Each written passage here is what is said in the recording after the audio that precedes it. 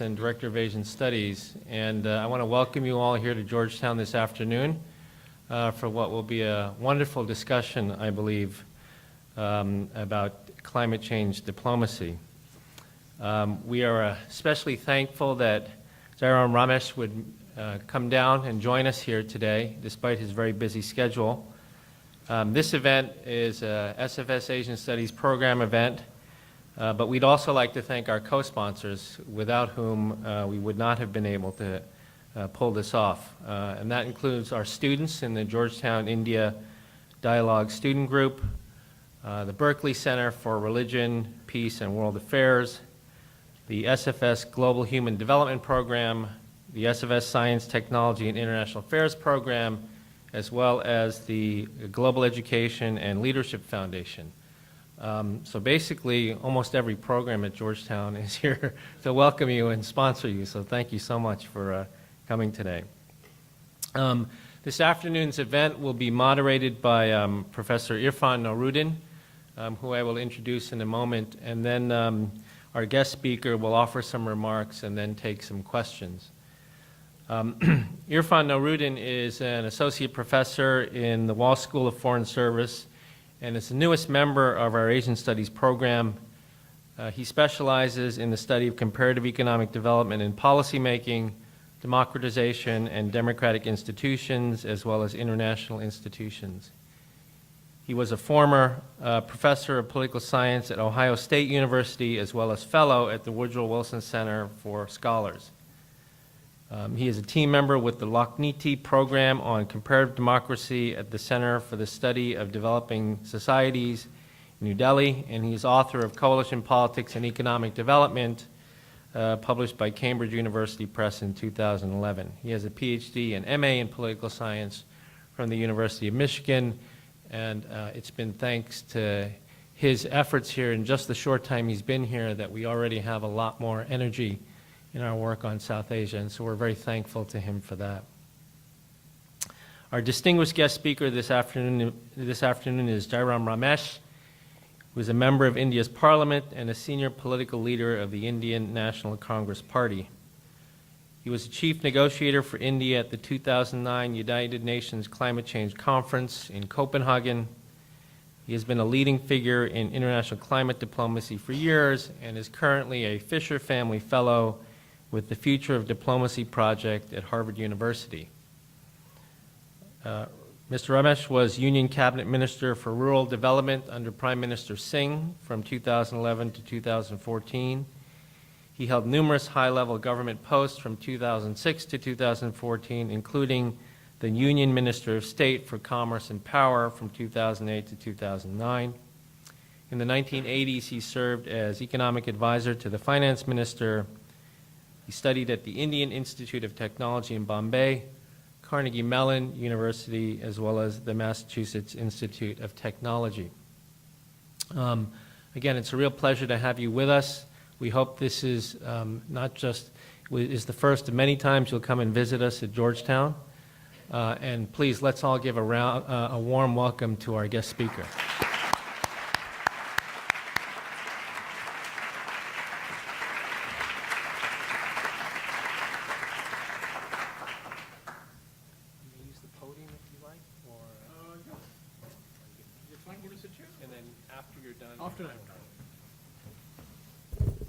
Thank you, Dr. Shah.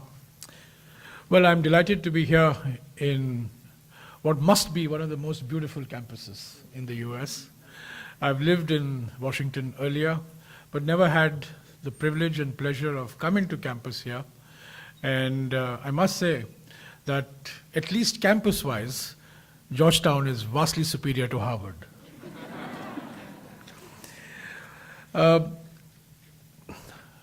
Irfan and my young friends here from India were very keen that I come and speak to you on climate change. And so what I propose to do is, for the next 15 or 20 minutes, give you a broad overview of where we are on international climate change negotiations and open it up for more questions and answers, because I'm sure many of you will have doubts, questions, suggestions, and comments on what I have said and what you have read on the area of climate change. Let me begin, of course, by saying that we take it that climate change is here. There are people still in the world who deny the science of climate change, but my talk is based on the assumption, backed by robust scientific evidence, that climate change is not a hoax, climate change is not an exaggeration, global warming is a reality. The difference between this climate change and previous episodes of climate change in human history is simply this, that this episode of climate change is being caused by human intervention, whereas in history we have had periods of global cooling, global warming, but largely natural processes, cyclical processes. But what we are seeing in the last 100 years particularly, accentuated ever since the CO2 measurements started at Mauna Loa in Hawaii in 1957, is a buildup of carbon dioxide in the atmosphere and other greenhouse gases like methane and nitrous oxide and increasingly hydrofluorocarbons, which act as a shield and lead as a greenhouse and lead to global warming.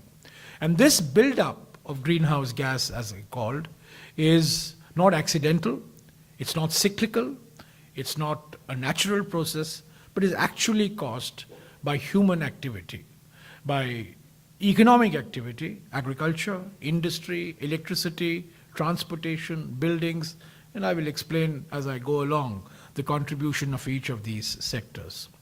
So I think there may well be some of you who would be skeptical about the scientific evidence on climate change. But I think over the last 25 years, accumulated evidence suggests that climate change is here, and the most visible manifestation of climate change is the frequency of extreme events has certainly increased. The frequency of extreme events like extremely wet days, extremely snowy days, extremely dry days has certainly increased across the globe. Glaciers are under retreat. This again is incontrovertible. Mean sea levels have gone up. That again is scientifically incontrovertible.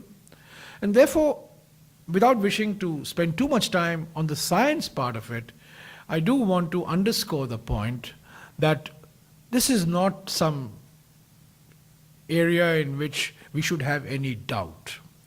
Yes, there are uncertainties. Yes, there are probabilities. But to question the very foundation of the scientific work that has gone on over the last 25 to 30 years, which has established conclusively that human activity has caused a buildup of carbon dioxide in the atmosphere, which has led to global warming, which has led to the phenomenon of climate change, I think defies the imagination. Now, in 1992, for the first time, the international community got together in Rio de Janeiro and signed on to what has now come to be called the UN Framework Convention on Climate Change, the UNFCCC, as it is called in bureaucratic language. This was then followed up in 1997 by the Kyoto Protocol, which divided the world into two broad categories, the industrialized countries and the industrializing countries. Again, in bureaucratic language, it was called Annex 1 countries and non-Annex 1 countries. Annex 1 had 38 countries, the industrialized countries, and the non-Annex 1 countries are the countries that were industrializing or have yet to industrialize. And ever since 1997, so almost now for 18 years, the international community has been meeting in all the exotic places of the world, like Cancun. Now they're going to be meeting near Machu Picchu, and they have tried to put their heads together to come up with an international agreement that would limit the emissions of carbon dioxide and that would limit the increase in temperature in the balance of the 21st century to 2 degrees Celsius over what prevailed in pre-industrial eras. So that's broadly the direction in which we are going. And as I said, this has been a gigantic collective effort under the framework of the UN, under the rubric of the UN, in which almost 193 countries have participated. Now, in Paris in 2015, it is widely expected that the international community would finally come up with an international agreement, with a global agreement that would send a clear signal to the world that every country is going to take on some responsibility or the other to do its bit to control global warming. And there would also be a commitment on the part of the countries to provide assistance to different countries who will be adversely affected by the impacts of climate change. As we go to Paris, and that's what I want to focus on today, as we go to Paris, there are still, however, very many contentious issues that remain to be resolved that could well preclude an international agreement. But before I discuss what these issues are, I want you to understand that the foundation of the entire discourse on climate change diplomacy today is based on a world that prevailed in 1992. That is when the UN Framework Convention was signed. It was signed also by the United States. Senior Mr. Bush was the president at that time. It was signed by all countries. And the Kyoto Protocol that was signed in 1997, as I mentioned. But the world that animates climate diplomacy is a world that existed in 1992. It's very important. In 1992, the United States accounted for 24% of world greenhouse gas emissions, by far the single biggest culprit. And developing countries, emerging economies, China, India, Brazil, South Africa, contributed far less quantities. China, for example, in 1992, contributed just about 11% of total greenhouse gas emissions, and India contributed just about 3%, and Brazil contributed about 1%.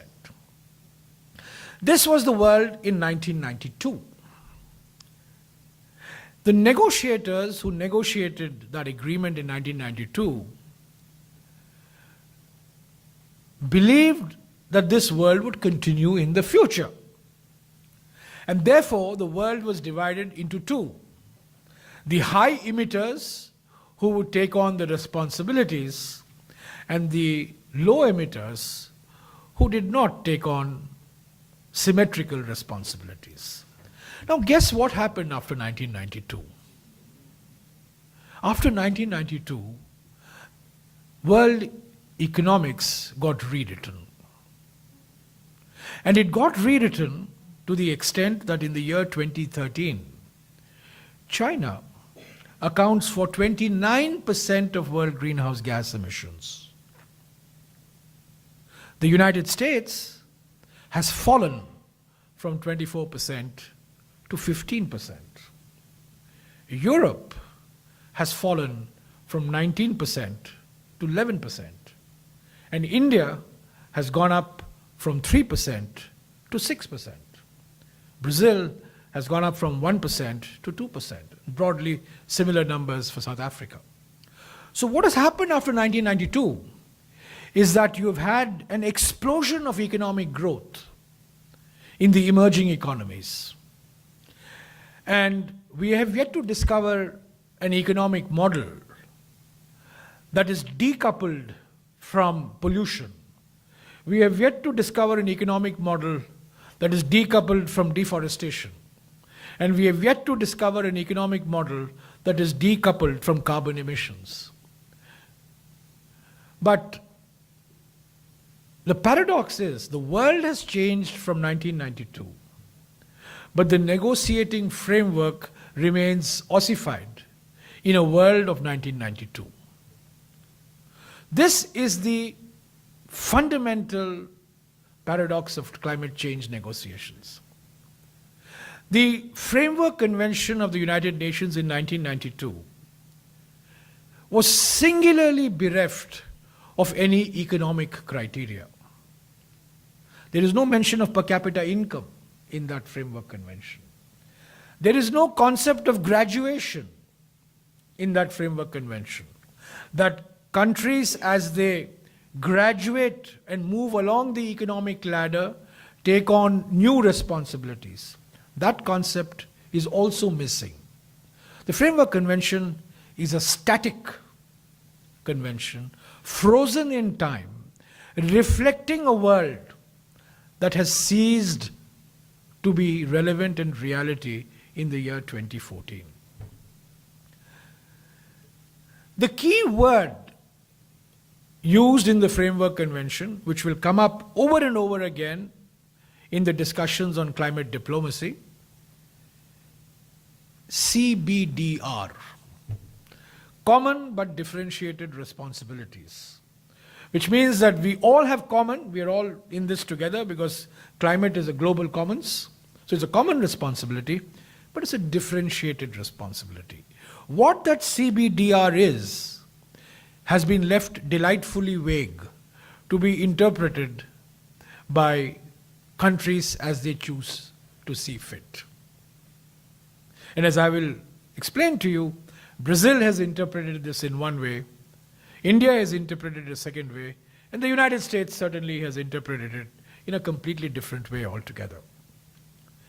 So common but differentiated responsibility remains the cornerstone of the Framework Convention.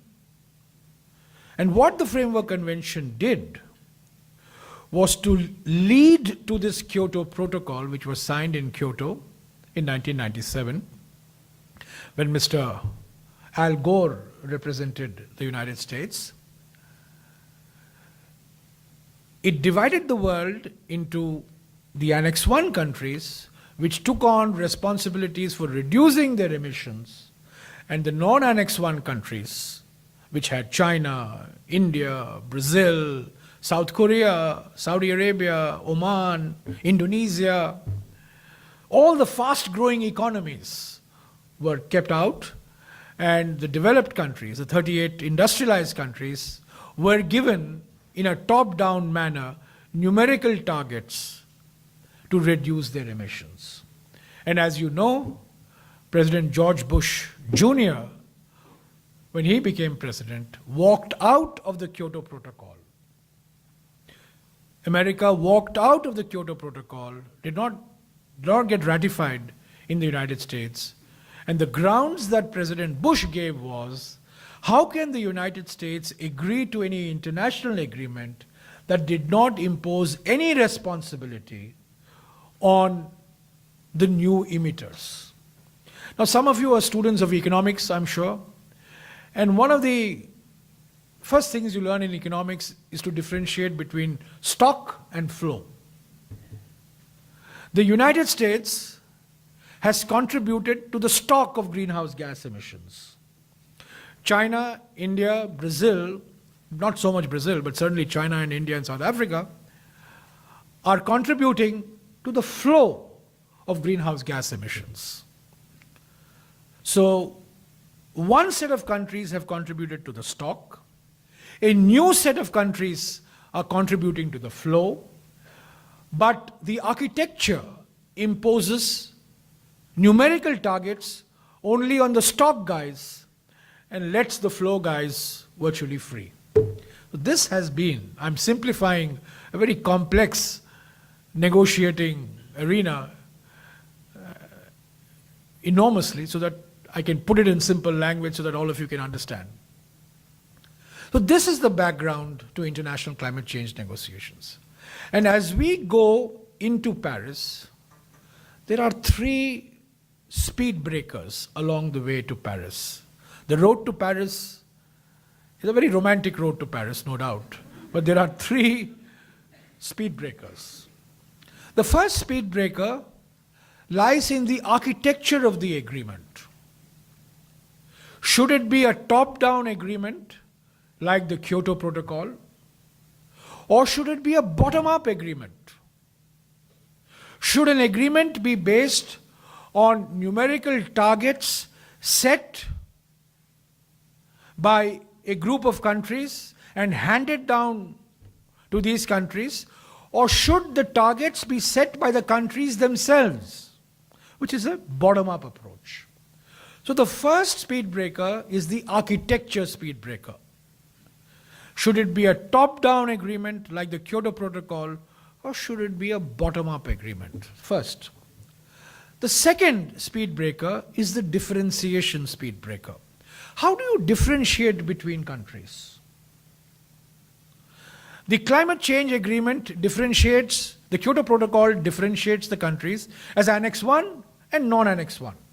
Annex 1 has contributed to the stock, non-Annex 1 is contributing to the flow.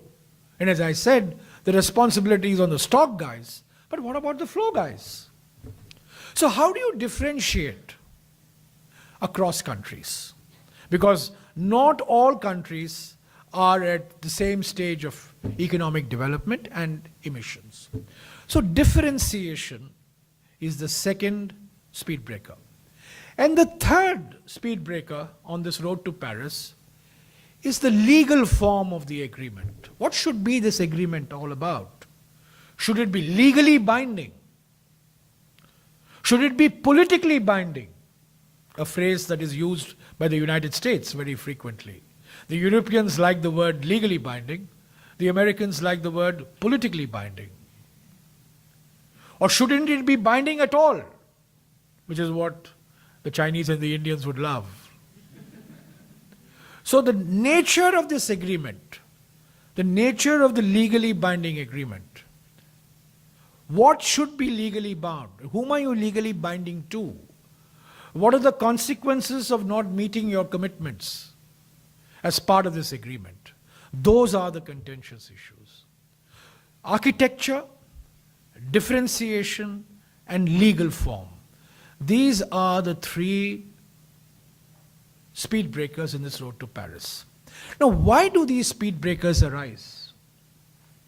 As students of, many of you would probably go into foreign service, although some of the people whom I met this afternoon were saying that they would like to go to investment banking, and I was just the hymn that this is supposed to be a school of foreign service, and I find more guys going into investment banking, but I hope some of you will go into foreign service.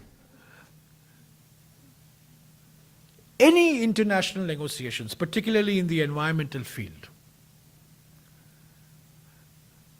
you have to find a solution, you have to find an agreement which is politically feasible, which is economically desirable, and which is environmentally optimal. All three are important. You have to have an agreement that is politically saleable, that is politically feasible. You have to have an agreement that is economically desirable, because you need economic growth to generate jobs. You can't do without economic growth. And you need an agreement that is also environmentally optimal. Now, many of us are faced with dilemmas in life. This is not a dilemma, this is a trilemma. You can't get all three at the same time. You can get two out of these three. You may get one out of these three. But what we have been searching for 30 years, for 20 years, is an agreement that meets all these three objectives. Politically feasible, economically desirable, and environmentally optimal. And if any of you have bright ideas on how we can meet all three objectives, you're all candidates for the Nobel Peace Prize. And you have 15 months to come up with that solution. Now, economic growth is the main priority for most countries. Because without economic growth, you don't create jobs.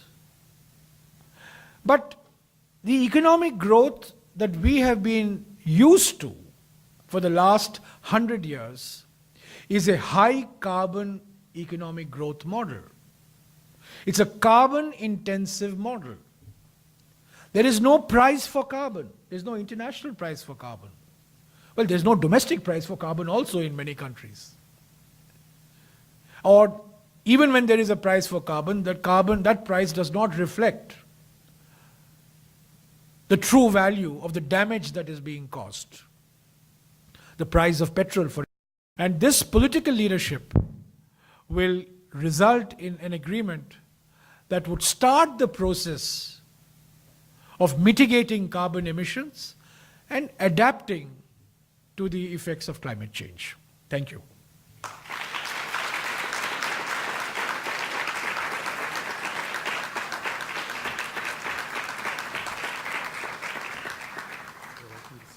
Yeah, sure.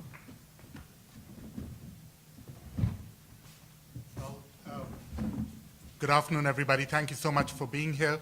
I'd like to thank Victor Cha and everyone in the Asian Studies program for handling the logistics that made this afternoon possible, to the students in the Georgetown-India Dialogue, without whom we wouldn't have even known that Mr. Ramesh was available to come to Georgetown, and who have put in a great amount of work advertising and, again, making this possible.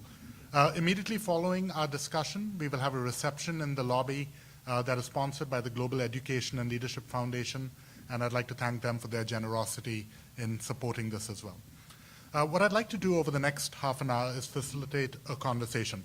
As you can undoubtedly tell, we have a very amazing individual over here who could talk to us on any number of issues, and I imagine in the Q&A we'll broaden the conversation beyond climate change. Except Indian politics. We'll keep, there was an election recently, by the way. What I'd like to do is start by asking a few questions over the next 10 or 15 minutes, and then open it up to all of you who've been so patient in coming. When that time comes, I'll ask you to line up at the mics, and then we'll take questions, okay? But for the next 10 minutes, if you'll indulge me as I exercise the privilege of the moderator, I have a few questions for Mr. Ramesh. So let's start, in a sense, with that election. We won't talk too much about why it went the way it did, in fact, not at all even. But given that so much of what you did over the last 5 years came from the fact that you were at the table, one of the questions that must be asked if India is going to continue to play such a big role in climate change negotiations is whether at the elite level in the government you perceive a continued commitment to finding these solutions in the new administration, or maybe even more excitingly, but maybe less probably, whether there is a genuine voter pressure, whether citizens in India are beginning to recognize climate change as something important, such that they will force any administration, whether of the right or the left or the center, to take this seriously, that this is not just an issue for rich countries, but that citizens recognize it and will force Prime Minister Modi's administration to treat it with the same seriousness that you did when you were in office. Well, it's a very, very interesting question. Like many things, India has taken a moral position on climate change. And that moral position is that we have every right to develop. You guys have polluted and built up the carbon dioxide levels. So you guys clean up, and then we will do our bit. This has been broadly the moral position. I think it's been a wrong position as far as I'm concerned, because what this moral position ignores is the real effects of climate change in India. And my belief, and this is not just a belief, it's borne out by evidence, is that there is no country in the world that has the type of multiple vulnerabilities to climate change as India has. And let me give you just 4 of these vulnerabilities. First, India is crucially dependent on the monsoon. The rains that come in India between July and September, 70% of our rainfall, which drenches most of India, crucial for our agriculture, crucial for rural livelihoods, crucial for water supply. So the monsoon, what climate change will do to the monsoon is something that very, very key to our economic future. Second, we have 150 million people living along the hazardous areas of the coasts. We have a 7,000 kilometer long coastline. 150 million people living in the hazardous zone, vulnerable to a threat in increase in mean sea levels, flooding. 3, we have most of the Himalayan glaciers, 10,000 odd Himalayan glaciers. Most of the glaciers are under retreat. Some glaciers are advancing, no doubt. Some glaciers are retreating at a reduced rate. But most of the 10,000 odd Himalayan glaciers that fall in the Indian geographical boundary are under retreat. And this has major implications for water flow. And fourth, and in my view, the most significant in my view, our natural resources, coal, iron ore, bauxite, are in our rich forest areas. So the more coal we use, the more coal we remove and extract for producing more power, the more iron ore we extract to produce more steel, the more areas we are going to deforest. And the more you deforest, the more you're going to add to the problem of global warming. Now, I can't see any country in the world which has these 4 vulnerabilities operating at the same time. Some countries like Maldives and Bangladesh are vulnerable to increase in mean sea levels. Some countries like Brazil and Indonesia are vulnerable to deforestation. But India is the one country, in my view, that has multiple vulnerabilities. So, really the debate should not be on why should India do. Why India must do something. Now, what India must do is something that we can debate, but India must show the leadership. One of the advantages being a latecomer in the economic development game, like India is that you don't have to repeat the mistakes of the other countries. The economic model followed by all countries is the grow now, pay later model. You grow for 25, 30 years, you have 7%, 8% rate of economic growth, and you pay the costs of that economic growth 30 years from now, right? That's broadly the model the United States and China and all these countries have followed. Now, India is embarking on that high growth path. We've had 10 years of high growth, and hopefully we'll have another 30 years of high growth. But rather than pay the costs of that high growth 40 years from now, we are in a position to make the investments to address those issues today. And we have to address those issues today. Why do we have to address those issues today? Very simple. Our population today is 1.25 billion. And we are going to add 400 million people in the next 35 years. We're going to add a population more than America. In the next 35 years, we'll be 1.7 billion people. Not many countries in the world are going to add 400 million people in the next 35 years. So if you grow now, pay later, you are growing and somebody else is paying. There's no intergenerational equity here. If you grow now, pay later, the public health effects of what the environmental consequences are going to lead to morbidity patterns which is going to stunt your economic growth. And it's already beginning. Delhi is already more polluted. It's probably the most polluted city in the world today, worse than Beijing. Whether it's water pollution, whether it's air pollution, whether it's chemical contamination, India is leading the world. So, this moral position we must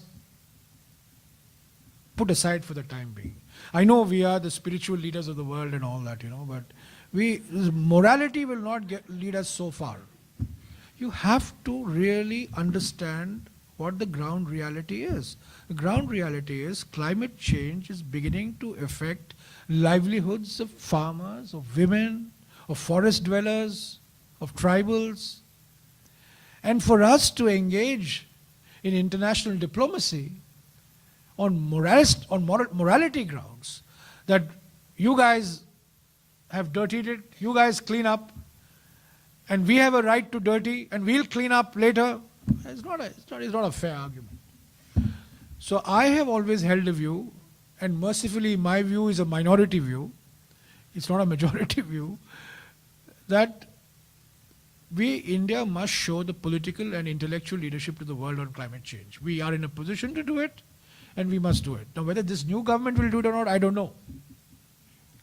I hope that we do it. Because if we don't do it, then, frankly, the international community is not going to be successful in arriving at any understanding. China has actually changed its position in the last 5 years. I want all of you to understand this. China and India had identical positions on all issues in Copenhagen. But today, the Chinese are far more pragmatic and nuanced than India. Simply because China is aware that it is the world's largest emitter at 29%. The gap between China and America has increased. And secondly, environmental issues have become the dominant issue within China. The Chinese Communist Party controls public discourse and public debate within the country. But one debate that they have not controlled in the media, in the social media, is the environmental debate. And if you follow Chinese politics has two defining issues. One is corruption and the other one is environment. So the Chinese have shifted their position in the last 5 years. But unfortunately, India has not yet read the writing on the wall. And hopefully, between now and Paris, some winds of pragmatism will begin to blow across our country as well. I'm going to pose you one more question. While Mr. Ramesh is answering that question, if anyone would like to ask a question, if you could start lining up at the two mics, that would be great. So you said, and I think you'd find a little disagreement, that of course nuclear energy cannot be the full solution, and yet nuclear energy potentially poses a solution to at least some of the energy reliance of imports, the reliance on carbon. In the summit that was just concluded between President Obama and Prime Minister Modi, India's nuclear liability laws came under question. As a member of the Rajya Sabha, I mean, do you have any particular insight that you would like to share with us as to whether we're going to get that, whatever impediments exist to that relationship, fixed, or is this something that you actually don't support? Well, in the post-Fukushima world, nuclear energy has come under very close scrutiny in every country. Germany has already announced that they are going to phase out nuclear power by the year 2020. The United States has not built a nuclear reactor since 1978. So nuclear power is a god that failed. Nuclear power was meant to deliver cheap electricity, but it has not delivered cheap electricity. But it is a clean source of power. It does not emit greenhouse gas emissions. But it takes a long time. It takes 9 years to build a nuclear reactor, 10 years to build a nuclear reactor. And if Fukushima can happen in a highly disciplined country like Japan, suppose Fukushima were to happen in any other country, you look at the consequences of that. So I'm afraid that nuclear power, there are some myths that we have to learn to live, we live with, we don't dispel. I am not one of those who believe that we should abandon nuclear power. But frankly, one has to be realistic about nuclear power. Today, nuclear power accounts for only 3.5% of India's electricity supply. And by the year 2030, under the most optimistic of assumptions, this 3.5% will go to 4%. Under the most optimistic of assumptions.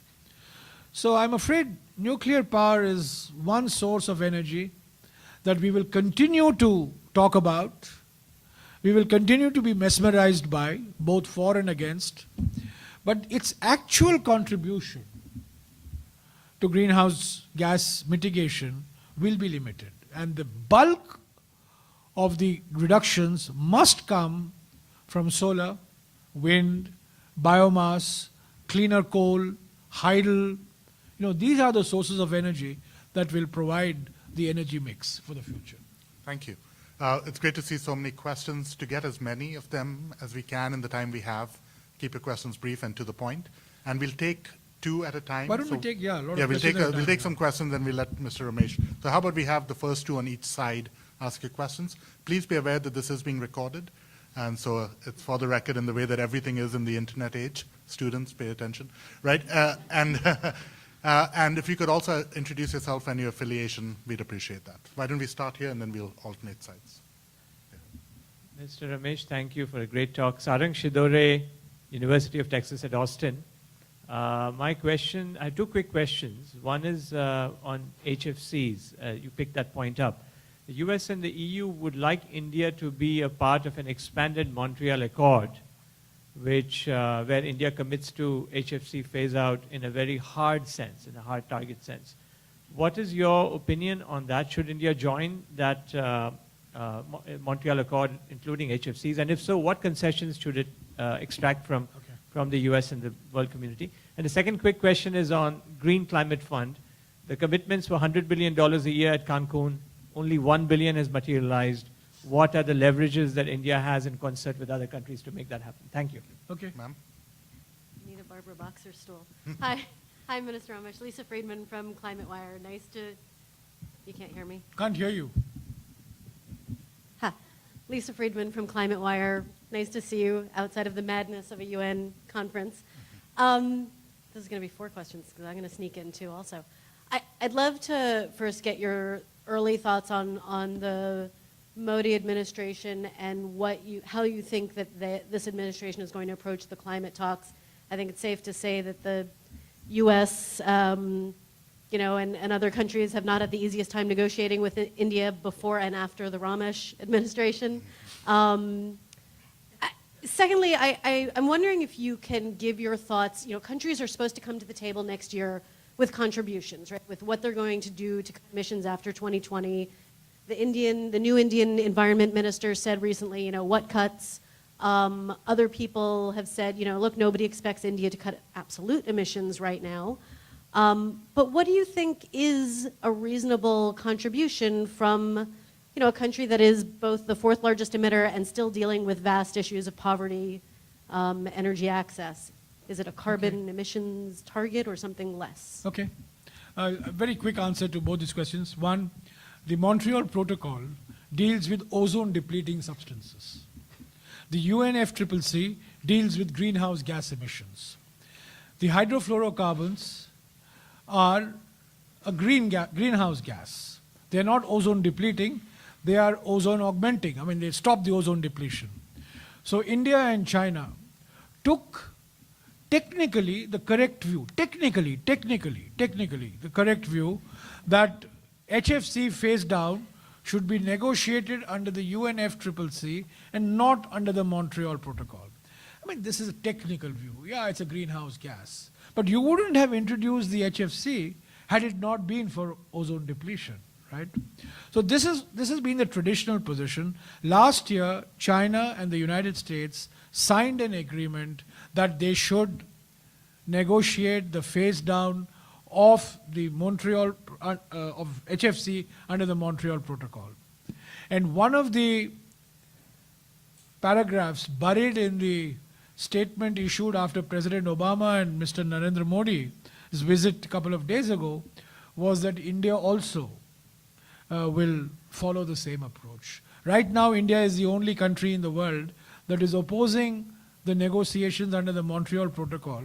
But after the Modi-Obama agreement, I think India will join the crowd, So I have no doubt in my mind that that position is going to change. The Green Climate Fund, the less said about it, the better. It's supposed to be $100 billion a year by the year 2020. The commitments are less than $10 billion. Various figures are floating around. And whether it is, how much of it should be public money, how much should be private money, whether it is new, whether it is additional. There are lots of questions associated with the fund, but I don't see $100 billion green climate fund becoming a reality in the immediate years ahead, particularly given the economic conditions in the United States and Europe. Lisa, your question on what can be a reasonable, please don't use the word contribution, Yeah, I know. The language has moved from commitment to contribution. Let's go back to commitments. Okay, we should go back. Words have a meaning. Words are very important in diplomacy and in negotiations. And moment you say commitment means that you have a desire to actually do something. When you say contribution, means, let's see. If I can do it, I'll do it. If I don't do it, don't get me wrong. In Copenhagen and in Cancun, we talked of commitments. But the debate now has shifted from commitments to contributions. So I hope we go back from contributions to commitments, number one. Number two, in Paris, no country is going to make new commitments for 2020 over and above what was made in Copenhagen. I can't see President Obama improving on the 17% emission cut by 2020, which he has already announced in Copenhagen.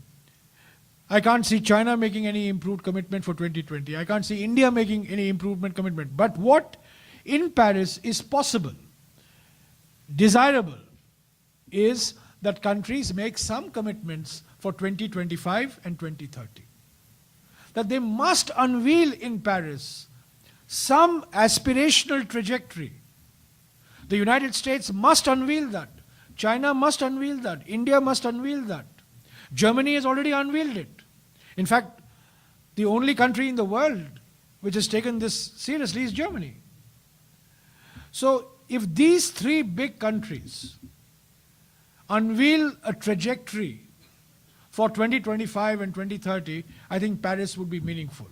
But if they still talk the language of contributions, then I'm afraid, we're going to meet in Paris and then decide to meet next year in Venice or some other place like that, If questions, again, brief, and then I'll encourage Mr. Ramesh to keep his answers briefer as well.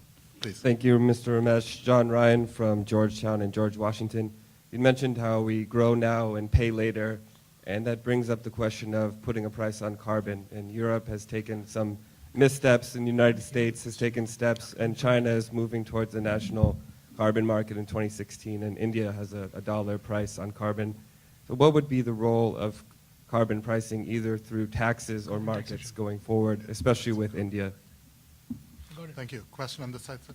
Yeah, Rob Wilson-Black, CEO of Sojourners, grateful for the T-Gulf co-sponsorship. Wonderful talk. My question's about religion. You mentioned morality. We've reached that end. Let's time to show practical stuff. My question is about the appeal to faith and faith. One finds that Hindustan is a problematic call or an enlivening one. My old professor Wendy Doniger, I think, is working in my head to ask: is there not a way forward to appeal to religious sentiment for care for the earth in any kind of way? In the United States, we have blockage in that regard, with people saying the world's going to end. It doesn't really matter. God's returning. But we're very clear about, as Christians, saying God created the world perfect. Human sin and complicity messed it up, and it can be redeemed. Is there any hope at all in that mode to appeal to religious and religious sentiment and the faith community in India at this moment for progress? Let's get two more questions. Ma'am, can you add your question to the mix, please? Sorry. My name's Adria Schwarber. I'm from the University of Maryland, getting my PhD in atmospheric and oceanic science.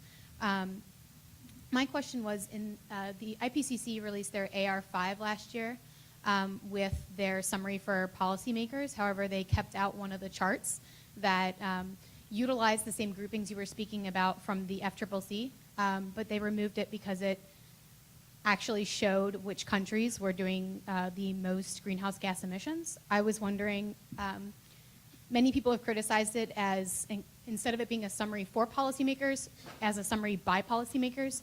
And do you think that the removal of the chart was necessary for future diplomatic actions like in Paris?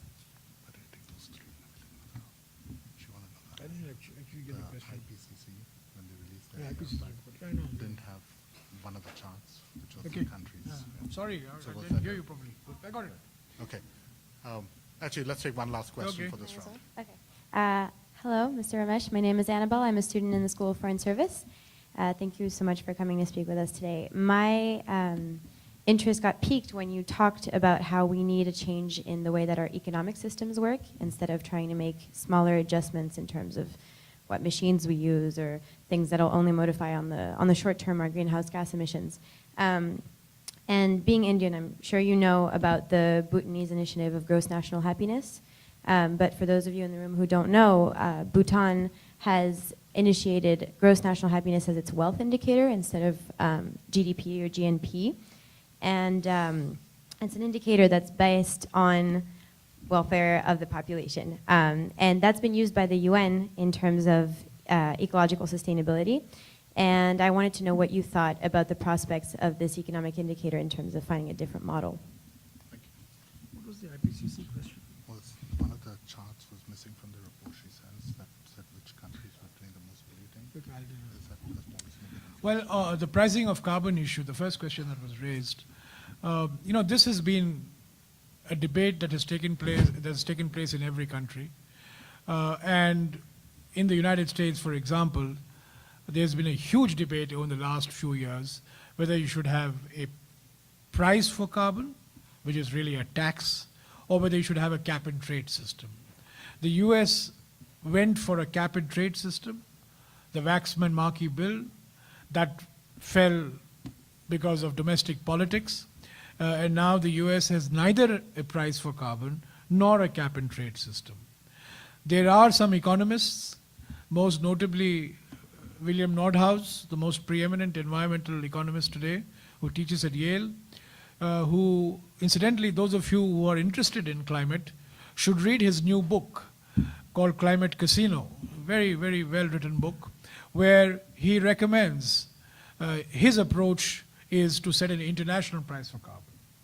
That you negotiate an international price for carbon, and that international price for carbon is set at between $20 a ton and $40 a ton to be negotiated, and that price will really reflect the cost of putting carbon into the atmosphere. But I'm afraid the prospects for pricing of carbon internationally is very, very remote when countries are not able to summon the political courage to price carbon appropriately domestically. So that's, I think, the dilemma we face. I think from a logistics point of view, from an administrative point of view, a carbon price or a tax on carbon makes eminent sense. But, in country after country, the word tax is a four-letter word. Nobody wants to hear the word tax. And so the prospects of an international price of carbon, however desirable from economic terms, is not feasible in political terms. So maybe we will go for cap and trade. California is already talking of cap and trade. In the United States, you have a regional cap and trade. And perhaps in the years to come, the United States will have a cap and trade. Europe already has a cap and trade system. China has just announced that by the beginning of 2016, China will also have a cap and trade system. So maybe, instead of a price for carbon, the cap and trade may be the route that most countries will adopt. I know I'm conscious and I'm speaking in Georgetown University. This is the bastion of faith and religion, right? So I should be very careful of what I say on faith and religion. Does it have a role to play in shaping the climate discourse? Well, I come from a country where the further we can keep faith and religion away from the public discourse, the better off we are, of any type. So now to bring them into the environmental discourse, they will then begin to sing. But I know the view that you have expressed has been expressed before. There has been an effort to bring influential voices from the faith and religion community across the spectrum to speak up on behalf of climate change.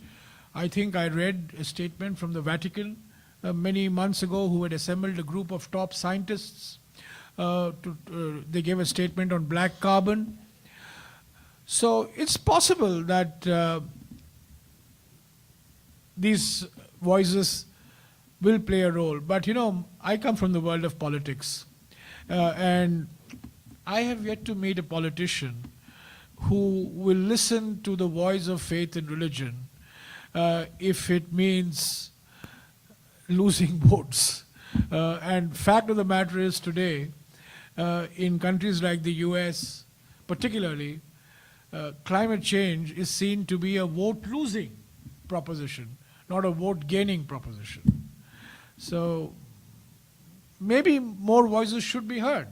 Maybe more people should participate in the global discourse. But I doubt very much as to what that impact is going to be, really. I'm not very sure. The last question was on... Different indicators of global. Yeah, the last question was an interesting question. I'll come to the third question. The Bhutan question. Right. Yeah, the Bhutan question. Yeah, you know, this Bhutan question is a very interesting question, because Bhutan is now not talking of GDP or GNP, but it's talking of gross national happiness. And, you know, that's a very amorphous phrase. What is gross national happiness? And how do you measure gross national happiness? GDP has been attacked for many, many years as being an incomplete measure of economic growth, that it does not take into account the environmental costs of economic growth. And many economists have tried their hand at redoing the GDP concept in order to accommodate the replacement of natural capital. But there is no unanimity on this. Some countries report GDP, and they also report adjusted GDP. Norway is an example of a country that reports both the GDP as well as an adjusted GDP. But you know, Norway is a country where GDP is growing at 2%. And when you have an adjusted GDP, probably 2 will come down to 1. So it's no dramatic change. But just look at a country like India, whose GDP is growing at 8%. And if you start calculating adjusted GDP, that comes to 3%. Which Prime Minister will want to report? What do you think the Prime Minister or the Finance Minister would do under such circumstances? Report the 8% figure or the 3% figure? Report the 8% figure. So economists and the economic community generally, the world of finance ministers and the world of economic advisors, has been generally reluctant to move to an adjusted GDP, because that would depress the GDP figures enormously in countries like China and India. There are efforts across the world to have more realistic measures. We ourselves in India started an initiative that by 2015 we should report both the conventional GDP number as well as a GDP number that takes into account the environmental costs and sometimes the environmental benefits as well. So that was announced some years ago. I don't know whether we will still continue to stick to that deadline, but it's not easy. First of all, let me tell you, the economics profession is divided on how to do this. Meanwhile, Bhutan has come up with this gross national happiness. And I suppose if you're between China and India, you're very happy, you know, because you can keep both at bay. But to have a gross national happiness metric defies understanding. How are you actually going to measure it, report it, monitor it year after year? I think philosophically it's great, but operationally it has its limitations. Now, you're going to explain to me what this IPCC question is. So if I understand the question, I didn't understand the if I understand the question right, when the IPCC released its report, the questioner suggests that there was a table in which the countries that were polluting the most were identified had been excluded. And the question was whether or not this was, in fact, rather than being recommendations for policymakers, had actually been co-opted by the policymakers themselves, such that the credibility of the report might be suspect. Now, which IPCC report are you referring The to? AR5? AR5. Well, you know, the latest one? I mean, the new one? Well, you know, IPCC reports is a peer review report. IPCC reports have drawn a lot of praise. They've drawn a lot of criticism in the past. But by and large, I think they have been fair reports. I think there has been no, barring one or two odd instances here and there, by and large, over the past decade and a half or 2 decades, the IPCC reports have been sober in nature. And I don't think the assumption that you are making is that the AR5 report somehow has been orchestrated or doctored, am I right? To reflect a different set of conclusions. If that is your question, then I would say that I find that hard to believe. Is that the question? In effect. But let's come back to Let me talk to you later. Yeah, let Yes. me talk to you later. We have got very limited time, so I'm going to ask you for essentially a rapid-fire round of questions, right? And then Mr. Ramesh can pick and choose which of those he chooses to answer. Also rapid-fire answers. Rapid-fire answers as well. And remember that we'll have a reception at which I'm sure you can try and get more answers to more questions. So, sir, we'll start here. I'm Terry Hill with the Passive House Institute in the U.S., and I'm interested in what India is doing for energy efficiency in buildings and whether or not you're moved forward with direct current microgrids as opposed to Energy alternating efficient current. buildings. And I presume you're going to use microgrids as opposed to the traditional grid we have here. And finally, are you really ramping up the production of solar panels in India? Thanks. Okay. Hi, Rohan from the Sierra Club. The question is, President Obama recently announced a clean power plan that put limits on coal-fired power plants. Do you think, you mentioned coal in your talk, do you think India needs to put similar regulations on coal to control air pollution so we don't end up with the China air quality situation? Thank you.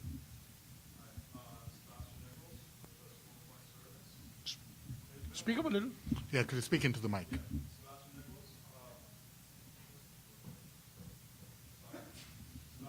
With the School of Foreign Service. Yeah, that's better.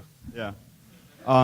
There's been a lot of talk about deforestation recently and halting deforestation. There's a 2030 target. The oceans taken together are a bigger carbon sink than all of the rainforests, but there's little policy on them, even though arguably there's an environmental crisis going on in the oceans. So what prospects do you see for international negotiations on regulating the oceans or addressing the crisis in the near or far future? Hi, I'm Chandar Prabha Sharma. I'm a computer engineer. I'm pursuing Masters in Public Policy at Georgetown. So you mentioned the importance of bilateral agreements. And if we take some cues from the current impasse in WTO negotiations that are happening right now, there are opinions that multilateral agreements might be more difficult compared to bilateral negotiations because countries might find common geopolitical and economic situations that they can agree upon. So can you talk more, explain to us what your opinion is on the scope and relevance of bilateral agreements in environment? Thanks. Let's just take over the question. Hi.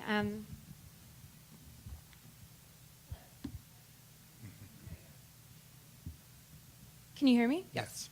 My name is Christina James. I'm a graduate student in the School of Foreign Service. My question goes back to your statement about the Himalayan glaciers that are sort of in retreat and what the climate diplomacy implications are for relations with Pakistan and other neighbors of India. Thank you. Thank you. Ma'am? Yeah, I'm Trixia Piado. I'm a freshman in the SFS. I have a very simple question about implementation. So these climate negotiations are made by the governments, but since much of the industry are private, how do the governments ensure the private industry follow these climate agreements? And if there's a way that these industries are monitored, is there a way to prevent briberies to falsify reports, especially since I'm sure in the industrializing countries, corruptions are just way too rampant? Thank you. Geert van Brandt, the Segel Foundation. We do rural development in India. water levels are rising at sea and they're rapidly declining under the ground. Agriculture consumes 80% of water.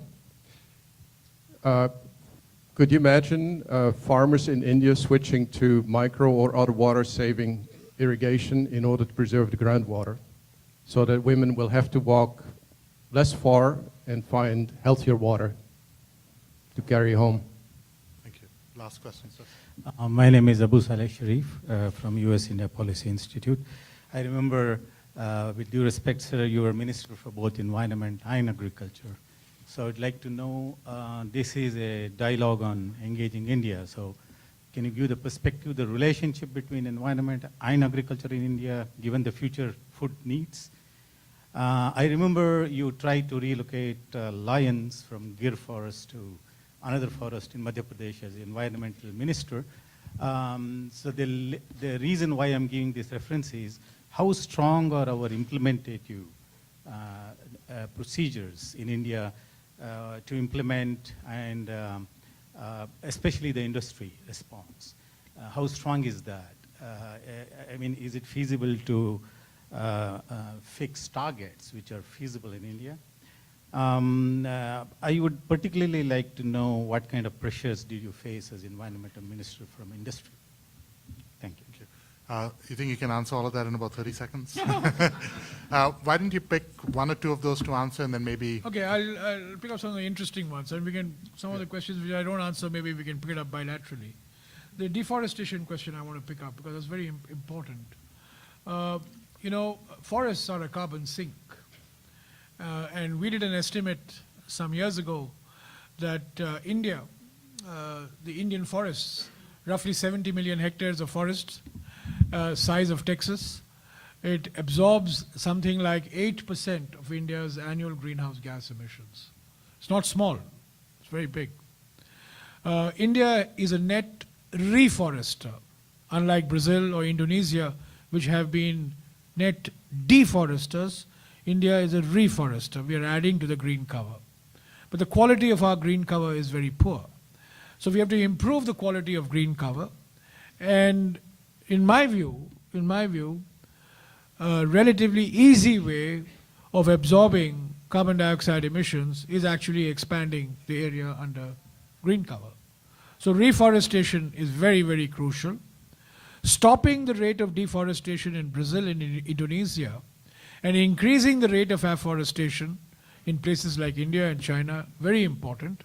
And one of the building blocks of the international agreement in Paris is an agreement on forestry, you know, to reduce emissions through reduced deforestation. And I hope that we would be able to arrive at this agreement. The oceans have traditionally not received as much attention as they should. There's a blue carbon. This is called blue carbon. There's black carbon. This is blue carbon, because a lot of the carbon dioxide is being actually absorbed by the oceans, and there is a great fear that the oceans will become more acidic in nature as a result. So therefore, how we deal with the oceans, marine biodiversity, these are big issues that so far have not received, the forests have received a lot of attention, but oceans certainly haven't. And I would agree with you that in the next couple of years, blue carbon, the issue of oceans and the role that they play in the carbon cycle is crucial. I want to address this problem on coal. Well, that's a very important issue. It's important in the US, it's important for China, it's important for India, it's important for Poland, it's important for many countries. Coal is the most important energy resource for many of these countries. 65% of electricity in India comes from coal. So people say, have been talking about clean coal. Now, clean coal is an oxymoron. You know, you cannot have clean coal. It has to be cleaner coal. But clean coal is a contradiction in terms.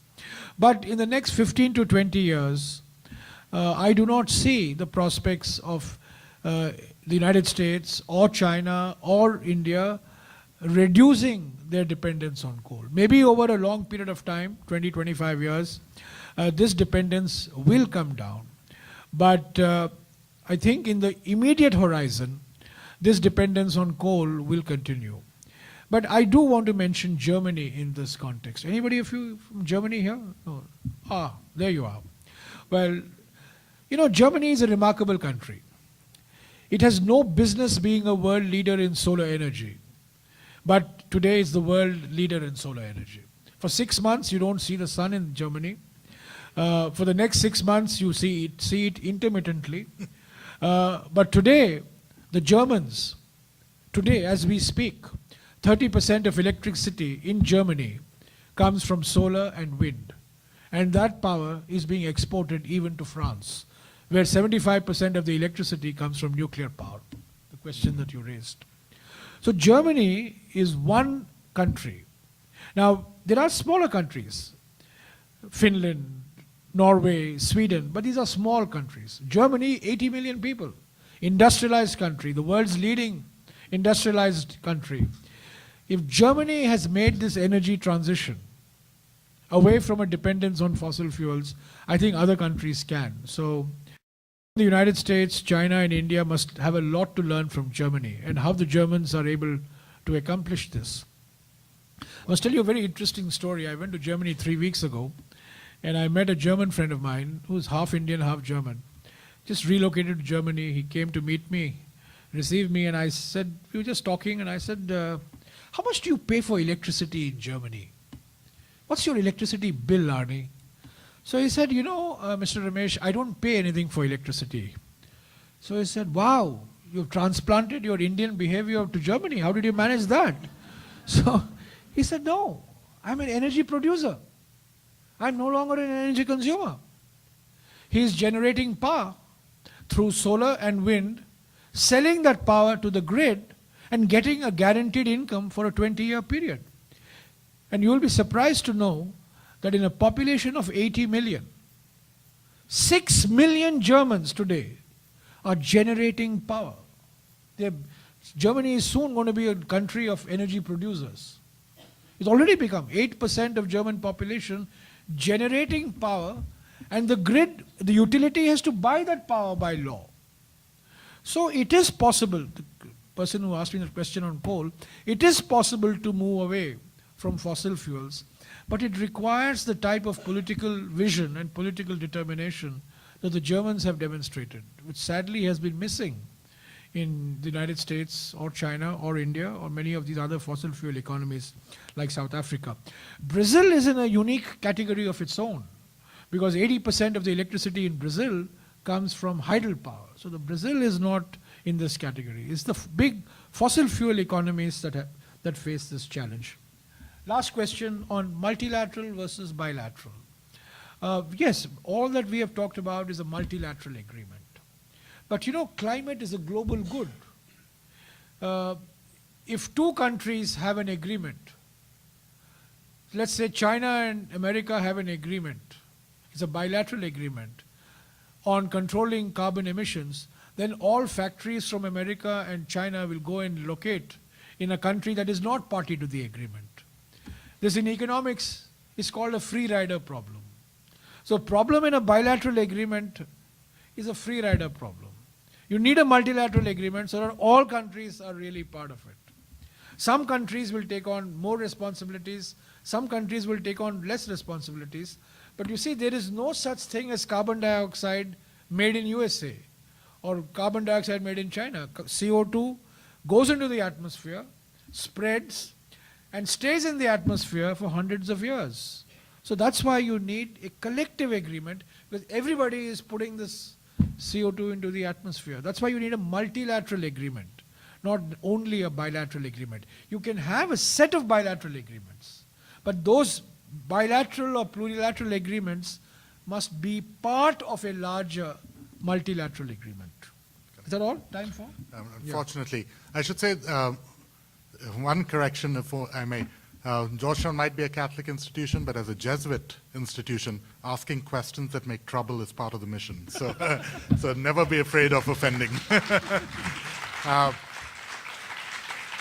Okay. I should also say that even though this is your first visit, there is a connection. Not so long ago, because Mr. Ramesh is a young man still, right? He was an RA to Professor Charles Weiss at the World Bank. And of course, as you know, Professor Weiss has just retired after 17 years of beginning and leading the program on science, technology, and international affairs, a really unique initiative here at Georgetown, and from where solutions to the kinds of problems that Mr. Ramesh was talking about will hopefully come from you students. So thank you, Professor Weiss, for all the work you've done. Thank you, Mr. Ramesh, for what was a truly stimulating talk. Join us for a reception and ask more questions. Thank you. Very good, Chairman. Thank you. Extreme events has certainly increased. The frequency of extreme events like extremely wet days, extremely snowy days, extremely dry days has certainly increased across the globe. Glaciers are under retreat. This again is incontrovertible. Mean sea levels have gone up. That again is scientifically incontrovertible. And therefore, without wishing to spend too much time on the science part of it, I do want to underscore the point that this is not some area in which we should have any doubt. Yes, there are uncertainties. Yes, there are probabilities. But to question the very foundation of the scientific work that has gone on over the last 25 to 30 years, which has established conclusively that human activity has caused a buildup of carbon dioxide in the atmosphere, which has led to global warming, which has led to the phenomenon of climate change, I think defies the imagination.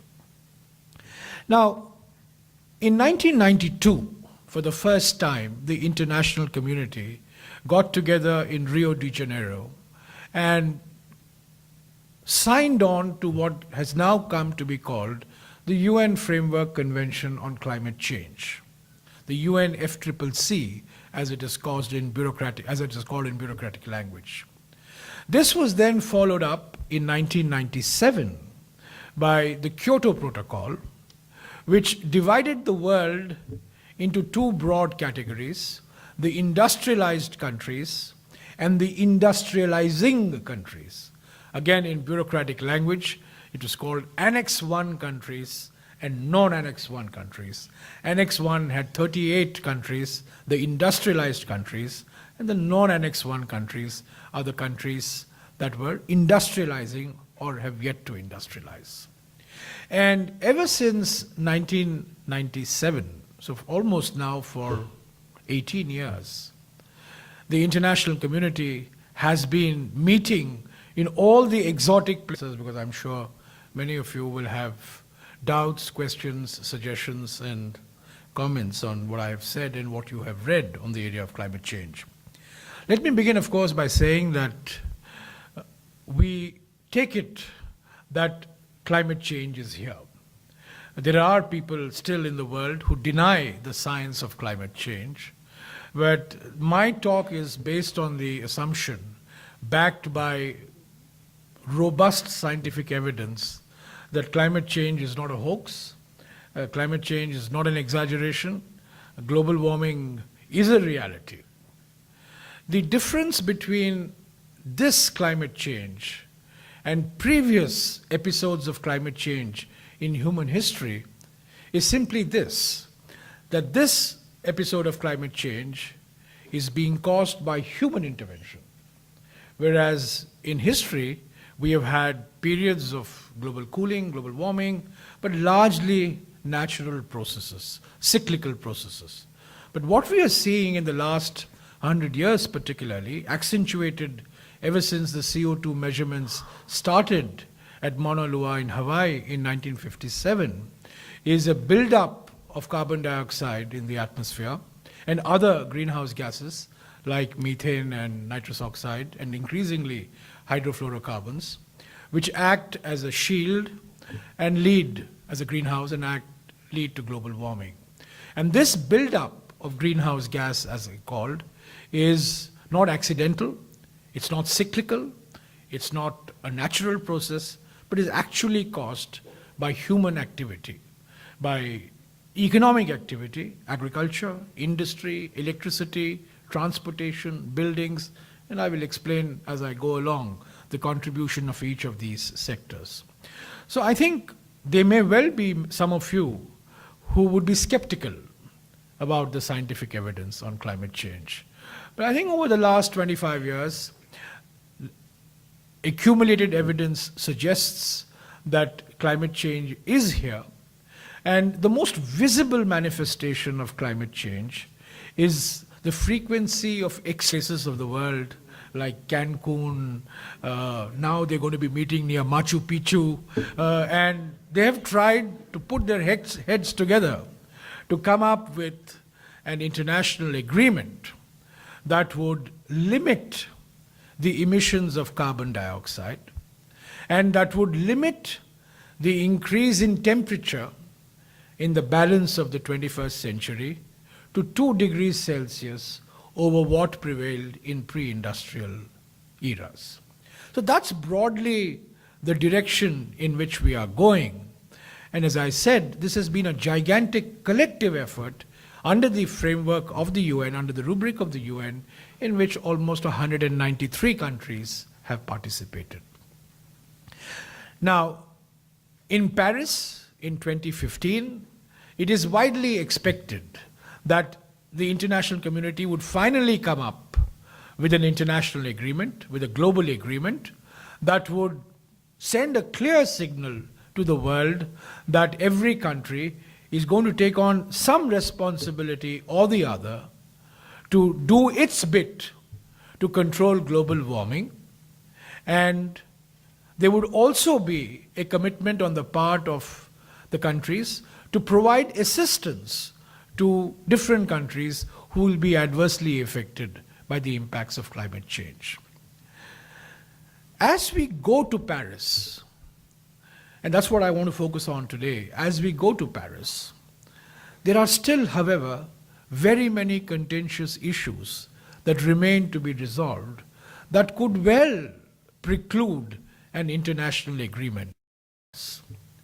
But before I discuss what these issues are, I want you to understand that the foundation of the entire discourse on climate change diplomacy today is based on a world that prevailed in 1992.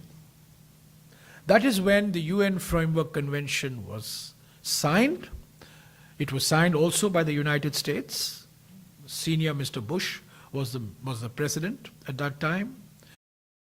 And Director of Asian Studies, and I want to welcome you all here to Georgetown this afternoon for what will be a wonderful discussion, I believe, about climate change diplomacy. We are especially thankful that Jairam Ramesh would come down and join us here today, despite his very busy schedule. This event is a SFS Asian Studies program event, but we'd also like to thank our co-sponsors, without whom we would not have been able to pull this off. And that includes our students in the Georgetown-India Dialogue student group, the Berkeley Center for Religion, Peace, and World Affairs, the SFS Global Human Development Program, the SFS Science, Technology, and International Affairs Program, as well as the Global Education and Leadership Foundation. So basically, almost every program at Georgetown is here to welcome you and sponsor you, so thank you so much for coming today. This afternoon's event will be moderated by Professor Irfan Noruddin, who I will introduce in a moment, and then our guest speaker will offer some remarks and then take some questions. Irfan Noruddin is an associate professor in the Wall School of Foreign Service and is the newest member of our Asian Studies program. He specializes in the study of comparative economic development and policymaking, democratization, and democratic institutions, as well as international institutions. He was a former professor of political science at Ohio State University, as well as fellow at the Woodrow Wilson Center for Scholars.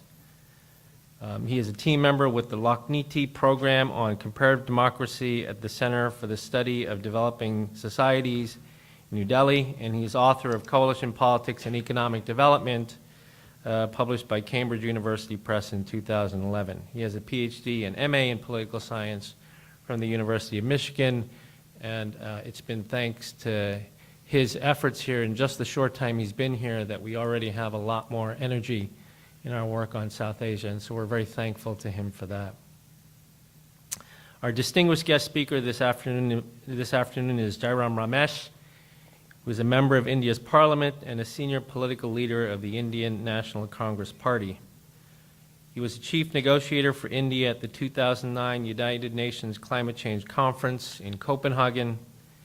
He has been a leading figure in international climate diplomacy for years and is currently a Fisher Family Fellow with the Future of Diplomacy Project at Harvard University. Mr. Ramesh was Union Cabinet Minister for Rural Development under Prime Minister Singh from 2011 to 2014. He held numerous high-level government posts from 2006 to 2014, including the Union Minister of State for Commerce and Power from 2008 to 2009. In the 1980s, he served as economic advisor to the finance minister. He studied at the Indian Institute of Technology in Bombay, Carnegie Mellon University, as well as the Massachusetts Institute of Technology. Again, it's a real pleasure to have you with us. We hope this is not just is the first of many times you'll come and visit us at Georgetown. And please, let's all give a warm welcome to our guest speaker.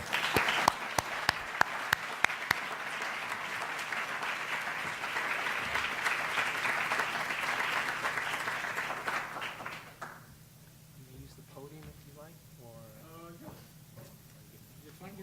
and then after you're done. After I'm done. Thank you, Dr. Shah. Well, I'm delighted to be here in what must be one of the most beautiful campuses in the US.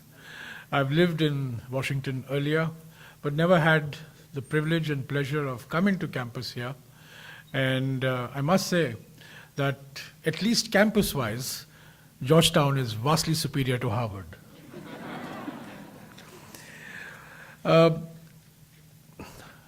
Irfan and my young friends here from India were very keen that I come and speak to you on climate change. And so what I propose to do is, for the next 15 or 20 minutes, give you a broad overview of where we are on international climate change negotiations and open it up for more questions and answers.